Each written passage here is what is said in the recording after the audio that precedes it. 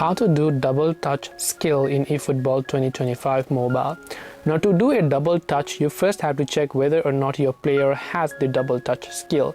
So normally you can tap on a certain player, go to player details, and you can simply scroll all the way towards the right hand side, and under the skills section you'll find if the double touch is there, because even the same control that you do, if it doesn't have double touch, it will do any other controls right there.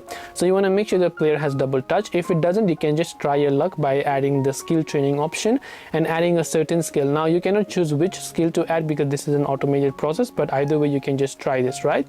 Now let's just say that you're inside a certain game right here. So I just go to, let's say, match, and then whatever it is, whether it is training or exhibition or whatever else, so I will just go to, let's say, event right here, and from here I will simply go to Spanish club or whatever else it is that I prefer right here, right? What I need to do from here is, let's say I'm inside a certain game, so let me choose a random match. In this case I will just select a practice match.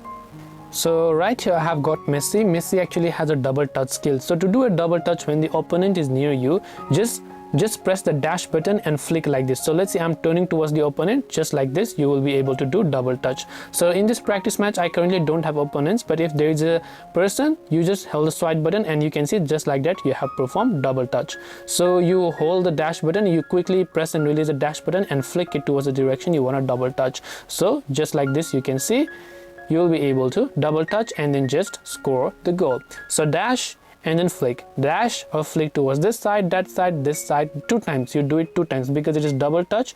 So what you do now, Cristiano do not have double touch, I think, so I'll just try with Lionel Messi again. Here you hold the dash button like this, and you can even double touch the goalkeeper right there and then score the goal. So thanks for watching, and subscribe for more tips and tutorials like this.